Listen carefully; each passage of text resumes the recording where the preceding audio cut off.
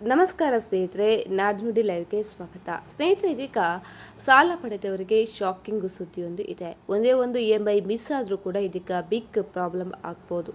ಸಾಲಗಾರರಿಗೆ ಇದೀಗ RBI ಒಂದು ಹೊಸ ರೂಲ್ಸ್ ಅನ್ನ ಜಾರಿ ಮಾಡಿದೆ. ಹಾಗಿದ್ರೆ ಏನು ಆ ಹೊಸ ರೂಲ್ಸ್? ವಿಡಿಯೋವನ್ನ ಪೂರ್ತಿಯಾಗಿ ನೋಡಿ. ಸರಳವಾಗಿ ಹೇಳುವುದಾದರೆ, ಬ್ಯಾಂಕ್ಗಳು ತಾವು ನೀಡಿದ ಸಾಲದ ಮೇಲೆ ಭವಿಷ್ಯದಲ್ಲಿ ಬರಬಹುದಂತಹ ನಷ್ಟದ ಅಪಾಯಗಳನ್ನು ಮೊದಲೇ ಅಂದಾಜು ಮಾಡಬೇಕು. ಸೊ ಅದಕ್ಕೆ ತಕ್ಕಂತೆ ಅಷ್ಟು ಹಣವನ್ನು ಮುಂಚಿತವಾಗಿ ಪಕ್ಕಕ್ಕೆ ಎತ್ತಿಡಬೇಕು ಅಂತ ಹೇಳಿದೆ.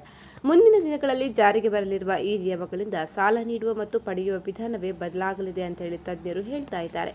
ಅದೇನು ಬ್ಯಾಂಕ್ಗಳಿಗೆ ಸಂಬಂಧಿಸಿದ ವಿಷಯ ತಾನೇ, ನಮಗೇನು ಎಂದುಕೊಂಡ್ರೆ ಅದು ದೊಡ್ಡ ತಪ್ಪು.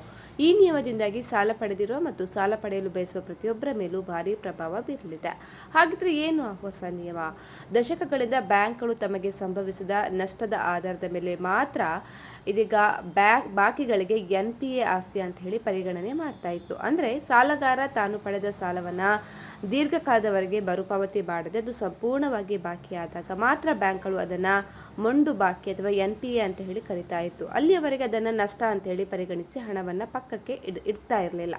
ಇದರರ್ಥ ಸಾಲಗಾರರ ವಿಷಯದಲ್ಲಿ ಬ್ಯಾಂಕ್ಗಳು ಸ್ವಲ್ಪ ಉದಾರವಾಗಿತ್ತು. ಆದರೆ ಹೊಸದಾಗಿ ಬರಲಿರುವಂತಹ ECL ನಿಯಮಗಳೊಂದಿಗೆ ಈ ಹಳೆಯ ಧೋರಣೆಗೆ ತೆರೆ ಬೀಳಲಿದೆ. ಇನ್ನು ಮುಂದೆ ಬ್ಯಾಂಕ್ಗಳು ಸಾಲದ ಪರಿಸ್ಥಿತಿಯನ್ನು ಮೊದಲೇ ಅಂದಾಜು ಮಾಡಬೇಕಾಗುತ್ತೆ. ಎದುರಾಗಬಹುದಾದ ರಿಸ್ಕ್ ಅನ್ನು ಕೂಡ ಊಹಿಸಿ ಮುಂಚಿತವಾಗಿಯೇ ಪ್ರೊವಿಷನಿಂಗ್ ಮಾಡಿಕೊಂಡು ಸಿದ್ಧವಾಗಿರಬೇಕು. ಕೇವಲ 1 ತಿಂಗಳ EMI ಮಿಸ್ ಆದರೂ ಬ್ಯಾಂಕ್ಗಳು ತಕ್ಷಣವೇ ಕಾರ್ಯಪ್ರವೃತ್ತರಾಗಿ ಕಠಿಣ ಕ್ರಮಗಳನ್ನು ಕೈಗೊಳ್ಳಬೇಕಾಗುತ್ತೆ. ಸೊ RBI ಈ ರೀತಿ ನಿಯಮಗಳನ್ನು ಕಠಿಣಗೊಳಿಸುವುದರಿಂದ ಅದು ನಿಮ್ಮ ಮಾಸಿಕ ಖರ್ಚುಗಳ ಮೇಲೂ ಕೂಡ ಪರಿಣಾಮ ಬೀಳಲಿದೆ.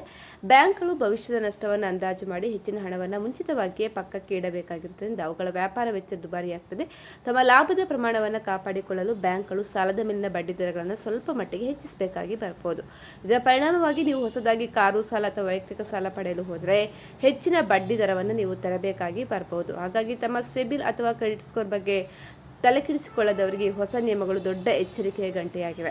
ಇನ್ನು ಮುಂದೆ ಸಾಲ ಸಿಗುವುದು ಬಹಳ ಕಷ್ಟದ ಕೆಲಸವಾಗುತ್ತೆ. ಸಾಲಕ್ಕಾಗಿ ಅರ್ಜಿ ಸಲ್ಲಿಸುವವರ ಹಣಕಾಸಿನ ಅಭ್ಯಾಸಗಳನ್ನು ಟ್ರ್ಯಾಕ್ ಮಾಡಲು ಬ್ಯಾಂಕ್ಗಳು ಇದೀಗ 3 ಹಂತದ ಪರಿಶೀಲನೆ ವ್ಯವಸ್ಥೆ ಬದಲಾಗಲಿವೆ. ಅಂದರೆ ಮೊದಲ ಹಂತ ಆರೋಗ್ಯಕರವಾಗಿರುವ ಖಾತೆ, ಅಂದರೆ ಯಾವುದೇ ಬಾಕಿ ಇಲ್ಲ ಅಂತ ಹೇಳಿ. ಎರಡನೇದಾಗಿ ಸಾಲ ಮರುಪಾವತಿಯಲ್ಲಿ ಕೊಂಚ ಒತ್ತಡ ಕಾಣಿಸಿಕೊಳ್ತಾ ಇರುವಂತಹ ಖಾತೆ.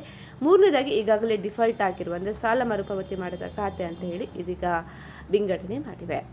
ಸ್ನೇಹಿತರೆ, ಈ ಬಗ್ಗೆ ನಿಮ್ಮ ಅನಿಸಿಕೆಯನ್ನು ಕಮೆಂಟ್ ಮಾಡಿ. ಅದೇ ರೀತಿ ನಮ್ಮ ಚಾನಲನ್ನು ಕೂಡ